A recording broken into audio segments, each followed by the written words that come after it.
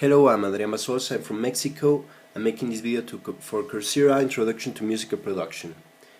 I'm gonna use Cubase Studio 5 DAW to show my signal flow on a song of my own. I've created, recorded and mixed this song, and I'm gonna show you how to how I've made this submix and parallel effects features on this particular song. Let's get into this bass folder.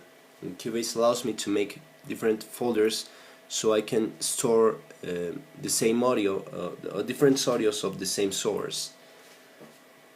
Now I have to make a submix so I can control the whole bass instrument with just one track. These 4 different tracks won't allow me that. So I have routed these outputs not to the main speaker's output but to this bass, this bus called bass I've created, that's in here.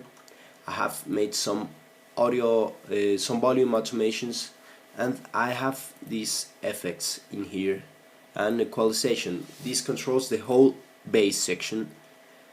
These are all routed to bass on the output section, as you can see, and some of them are even panned, and with this single track I can control all of them. This yellow one is not a bass audio, is bass drums. These are routed to a compressor, sidechain compressor, to these main bass compressors, so that's useful to have in there. Next I'm gonna show you how to make these parallel effects. This is my drums folder. I have routed these toms, hi-hats, overheads, whatever, to this drums output. That's the same submix I've just showed you. This is my drums main.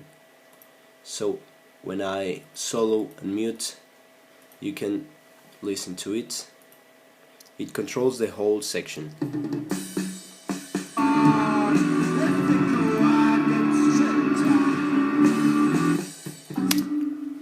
Whatever. So except for these 4 audios, all of them are routed to these drums, but these 4 audios have no bus on the output, so I get them to sound on a synth that's making a parallel effect.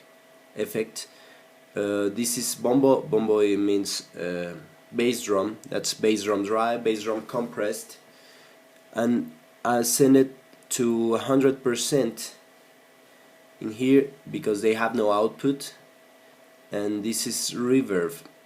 So let's check this dry and compressed bass drums.